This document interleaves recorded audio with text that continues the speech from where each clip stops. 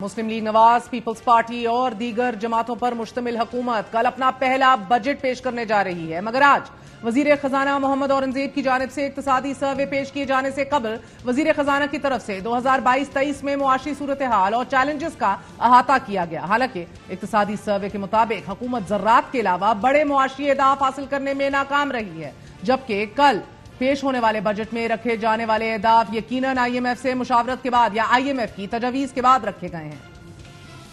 جو 22-23 کا اختتام ہوا، جی ڈی پی میں actually contraction I by 0.2%۔ Pakistani روپیہ ہے، اس کی ڈپریسیشن ہوئی تقریباً 29% کے قریب، اور جو فورن ایکسچینج ریزرو تھا ہمارا، it went down to 2 weeks of import cover. That's where we started off from, جب یہ فسکل ایئر 23-24 شروع ہوا۔ Even when I was there in the private sector, I was very loud and clear کہ I M F کے پروگرام میں ہمیں جانا چاہیے، because there is no plan B۔ اگر کوئی پلان بی ہو تو آئی ایم ایف کو لینڈر آف لاسٹ ریزورٹ نہیں کہا جاتا۔ Step that was taken by the prime minister at the time to take us through the finishing line in terms of signing the 9-month standby agreement was a very, very important part of where we are today۔ کیونکہ اگر خدا نہ خواستہ وہ نہ ہوتا تو آج ہم اس وقت بیٹھ کے یہ ٹارگٹس ڈسکس نہ کر رہے ہوتے۔ وزیر خزانہ کی طرف سے 2022 سے اب تک کے دوران کیے گئے ایڈمنسٹریٹو اقدامات کا بھی بتایا گیا۔ 3 مہینے اس سال کے ایکچولی کرنٹ اکاؤنٹ سرپلس میں گئے، جو ہمارا خیال تھا جب حکومت میں آئے کہ current account deficit is going to be less than $1 billion، it has turned into reality. The currency stability وہ آپ نے دیکھی ہے پچھلے کچھ مہینوں میں، جو کیئر ٹیکر ایڈمنسٹریشن میں جو اسٹیپس لیے گئے اراؤنڈ ایڈمنسٹریٹو میجرز، جو اسٹیٹ بینک نے اس پہ اقدام لیے، to me it is the structural part جو اسٹیٹ بینک نے ادا کیا۔ I give full credit to the State Bank of Pakistan کہ انہوں نے جو قدم لیا ہے۔ Foreign exchange reserve 2 month import cover سے ہم نکلے تھے from the brink of default, اور اس وقت الحمدللہ we are at 2 months of import cover, a little over $9 billion۔ وزیر خزانہ سے دوران پریس کانفرنس قرضوں کی ری شیڈیولنگ رول اوورز کے حوالے سے پوچھا گیا تو ان کا کہنا تھا جیسے گزشتہ سال میں کیا ویسے ہی کریں گے، مگر ساتھ ہی انہوں نے باضابطہ طور پر اعلان کیا کہ پاکستان اس سال پینڈا بانڈ کا اجرا بھی کرے گا۔ We are very keen to go for an inaugural Panda bond. Even before we go back into the Euro or the Reg S 144A market, we are very keen to at least go for an inaugural Panda bond during next fiscal year and hopefully during this calendar year. So on the external finance side, inshallah, once the fund program is in place, I don't see that as a big challenge۔ جبکہ آج پیش کیے گئے اقتصادی survey کے مطابق بڑے تمام ٹارگٹس حاصل کرنے میں ناکامی کا سامنا رہا ہے حکومت کو۔ رواں مالی سال کے دوران معاشی ترقی 3.5% ہدف کے مقابلے میں 2.38% رہی، جو آئی ایم ایف کی شرح نمو سے 0.38% زیادہ ہے۔ اوسط مہنگائی کا ہدف 21% تھا، مگر مہنگائی 26% رہی۔ صنعتی ترقی کا سالانہ 3.4% ہدف پورا نہ ہوا اور گروتھ 1.2% رہی۔ مینوفیکچرنگ کا ہدف 4.3%، جبکہ کارکردگی 2.4% ریکارڈ کی گئی۔ ٹیکسٹائل شعبے میں 8.3% کی کمی دیکھی گئی۔ ریل اسٹیٹ، تعلیم، صحت، رہائش، خوراک کے شعبے کی بہتر کارکردگی ہوئی، تاہم بجلی، گیس، ہول سیل، ریٹیل اور ٹرانسپورٹ سیکٹر کے اہداف پورے نہ ہوئے۔ خدمات کے شعبے کی ترقی کا ہدف 3.6% اور کارکردگی 1.2% رہی۔ اس کے علاوہ فائنینشل، انشورنس سیکٹر، مواصلات، قومی بچت کے اہداف بھی حاصل نہ ہوئے۔ فی کس آمدن، ترسیلات زر، برآمدات، ٹیکس ریونیو میں پہلے سے بہتری ہوئی ہے اور ترسیلات زر کا سالانہ ہدف $30.53 کروڑ، 11 ماہ میں $27 ارب رہا۔ سالانہ برآمدات $30 ارب ہدف کے مقابلے میں 11 ماہ میں $28 ارب رہی، جبکہ درآمدات $58.69 کروڑ ہدف کے مقابلے میں $49.80 کروڑ ریکارڈ کی گئیں، اور تجارتی خسارہ سالانہ ہدف $28.66 کروڑ اور 11 ماہ میں $21.73 ارب رہا۔ اب کل وفاقی بجٹ پیش کیا جائے گا، جس میں سود اور قرضوں کی ادائیگیوں کا تخمینہ 9.5 ارب لگایا گیا ہے، جبکہ توانائی کے شعبے میں سبسڈیز کے لیے 800 ارب روپے مختص کیے جائیں گے، اور نان ٹیکس ریونیو کا ابتدائی تخمینہ 2100 ارب روپے لگایا گیا ہے۔ اس کے ساتھ ساتھ ناظرین، ٹیکس ہدف پورا کرنے کے لیے سیلز ٹیکس کی شرح مزید 1% بڑھنے کا بھی امکان ہے۔ یہاں اہم بات یہ ہے کہ ایف بی آر اس سال کا ٹارگٹ حاصل نہیں کر سکا، جبکہ اب نئے ٹیکسز عائد کرنے کی بات کی گئی ہے، اور ٹیکس نیٹ کو نہ بڑھانے یا نہ براڈن کرنے کے حوالے سے وزیر خزانہ کا یہ کہنا ہے کہ یہ ٹریک اینڈ ٹریس کی مکمل ناکامی ہے، ساتھ ہی پی او ایس کی بھی ناکامی ہے۔ کچھ چیزیں ہیں آلریڈی جو ہے وہ شروع کر چکے ہیں. ٹریک اینڈ ٹریس اس کو ہم نے سسپینڈ کیا ہے اور اس کو ہم دوبارہ ریویٹلائز کرنے جا رہے ہیں, بیکاز یہ شروع ہونا تھا ٹوبیکو سے, پھر شوگر پہ, پھر فرٹیلائزر پہ, پھر سیمنٹ پہ. And the reality is it has been a spectacular failure, اور بیکاز امپلیمنٹیشن واز لیکس, اس کا جو ریزلٹ ہے وہ 0/0 ہے, کیونکہ ہم نے یہ نہیں کر کے دکھایا. اسی طرح ہمارا کریڈیبلٹی اور ٹرسٹ ڈیفیسٹ جو ہے وہ اپنی جگہ موجود رہے گا. اسی طرح جو پاور سائڈ پہ ہے ہم نے انتظار نہیں کیا. وزیر خزانہ نے گزشتہ 100 دنوں کے حوالے سے پرفارمنس بتاتے ہوئے کہا کہ ہم نچکاری پر نہیں رکیں گے.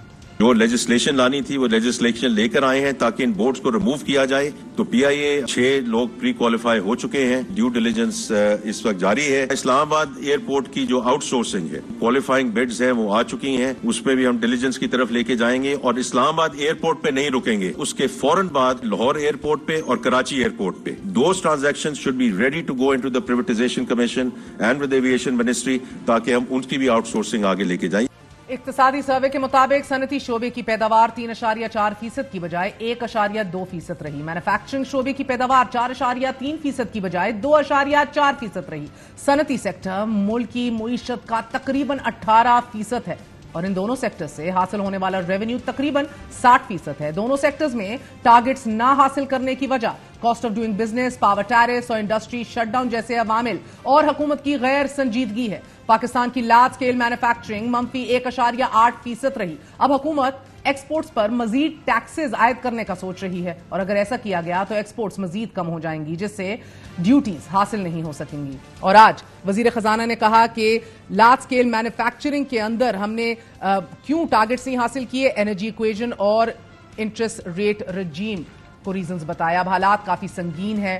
اٹس ویری آبویس, اگرچہ زراعت سیکٹر نے دیگر سیکٹرز کی نسبت بہتر پرفارم کیا ہے, اور آگے بڑھتے ہوئے بھی وزیر خزانہ کا کہنا ہے کہ it will be a huge lever of growth, لیکن جو وعدے حکومت کی طرف سے کسانوں سے کیے گئے تھے وہ پورے نہیں کیے گئے. البتہ آج وزیر خزانہ نے شعبے کی اہمیت کا ضرور بتایا, اور زراعت ہماری گروتھ کا کتنا اہم لیور رہے گا اس کی بھی وضاحت کی. گزشتہ وزراء خزانہ کی طرح وزیر خزانہ محمد اورنگزیب کو بھی سب پتہ ہے, تمام معاملات کا ادراک ہے, مگر اس کے باوجود کسان کو مہنگا فرٹیلائزر خرید کر مہنگے بیج سے فصل کاشت کرنا پڑی, لیکن اس کے باوجود کسان کو فصل کی صحیح قیمت ادا نہیں کی گئی. مثال کے طور پر کپاس کے کسانوں سے سپورٹ پرائس پر کپاس نہیں خریدی گئی. اسی طرح چاول کی قیمت میں بھی 50% کمی کی گئی. اس کے علاوہ گندم کی فی من سپورٹ پرائس پنجاب کے لیے 3900 روپے جبکہ سندھ کے لیے 4000 روپے طے کی گئی, جس کی وجہ سے کسانوں نے زیادہ گندم کاشت کی. لیکن حکومت کی جانب سے دی گئی سپورٹ پرائس پر کسی کسان سے خریداری یہ کہہ کر نہیں کی گئی کہ سرپلس گندم موجود ہے پہلے سے ہی, اور یہی وجہ بنی کہ کسانوں نے احتجاج شروع کیا. اب مسئلہ یہ ہے کہ کسان کی جو ایک فصل فروخت کر کے دوسری فصل اگاتا ہے اس کے پاس اگلی فصل کے لیے پیسے نہیں, اور اب یہ خبریں بھی گردش میں ہیں کہ فرٹیلائزرز کی فروخت میں بھی نمایاں کمی دیکھی جا رہی ہے, کہ جس سے آنے والے سال میں زراعت کے سیکٹر کی گروتھ میں بھی کمی آئے گی. ایک اور مسئلہ یہ بھی کہ زراعت کا سیکٹر ایف بی آر کے دائرہ اختیار سے باہر ہے. ایک ایسا سیکٹر جو ایکسپورٹس میں 80% سے زائد کنٹریبیوٹ کرتا ہے, وہ سیکٹر اگلے سال مزید کم ہوگا, کیونکہ آئی ایم ایف چاہتا ہے کہ یہاں بھی جی ایس ٹی عائد کر دیا جائے. جیسے ہی ٹریکٹرز اور دیگر آلات پر جی ایس ٹی عائد ہوگا, سیکٹر کی پرفارمنس متاثر ہوگی. دوسرا سیکٹر جسے حکومت ٹیپ ان کر سکتی ہے وہ ریل اسٹیٹ سیکٹر ہے. اکنامک سروے کے مطابق ریل اسٹیٹ سیکٹر میں گروتھ ہوئی ہے, لیکن یہ سیکٹر ملکی ریونیو میں اپنا حصہ نہیں ڈالتا. زمینوں, پلاٹس اور رینٹل آمدن سے اس سیکٹر سے اچھا خاصا ریونیو اکٹھا کیا جا سکتا ہے. ریل اسٹیٹ سیکٹر سالانہ تقریباً 4 سے 5 ارب روپے اکٹھا کرتا ہے. اگر بڑے شہروں اسلام آباد, لاہور, کراچی, فیصل آباد, سیالکوٹ, دیگر اہم بڑے شہروں پر یہ ٹیکس اکٹھا کیا جائے تو روزانہ 200 سے 500 ارب روپے اکٹھے ہو سکتے ہیں. جبکہ ورلڈ بینک کی رپورٹ کے مطابق پاکستان کے ریل اسٹیٹ سیکٹر کی کل ویلیو $700 ارب سے $1 خرب کے درمیان ہے. اس کے علاوہ رینٹل انکم کا تخمینہ تقریباً 13 سے 15 ارب ڈالر کے درمیان ہے. حکومت رینٹل انکم کو کیوں ٹیکس نہیں لاتی یا ٹیکس نیٹ میں نہیں لاتی؟ This question also remains in answered. ساتھ ہی اگر پراپرٹی پر کیپٹل گین ٹیکس لگا دیا جائے تو اس سے بھی سالانہ آمدن میں اضافہ ہو سکتا ہے. تیسرا سیکٹر ریٹیل, ہول سیل اور ٹریڈ سیکٹر, ان میں کچھ بہتری ضرور آئی ہے. اکنامک سروے کے مطابق یہ تینوں سیکٹرز جی ڈی پی میں حصہ ڈالتے ہیں لیکن کسی قسم کا ٹیکس نہیں دیتے. یہ تینوں سیکٹرز کل جی ڈی پی کا تقریباً 20% ہیں لیکن ٹیکس 1% سے بھی کم دیا جاتا ہے. اس سیکٹر میں دکانیں, بڑے سٹورز اور بڑے بڑے ٹریڈرز شامل ہیں. اربوں روپے کا کاروبار کرتے ہیں, لیکن جب ٹیکس دینے کی بات آتی ہے تو چھوٹے گلی محلے کے پرچون فروشوں کے پیچھے چھپ جاتے ہیں. اور اسی کے ساتھ ساتھ پی ایم ایل این کی ہمیشہ ایک کوریج رہتی ہے اپنے ووٹ بینک کو تحفظ فراہم کرنے کے لیے. Will anything change? That remains to be seen. Pakistan کے معاشی مسائل بہت گمبھیر ہیں.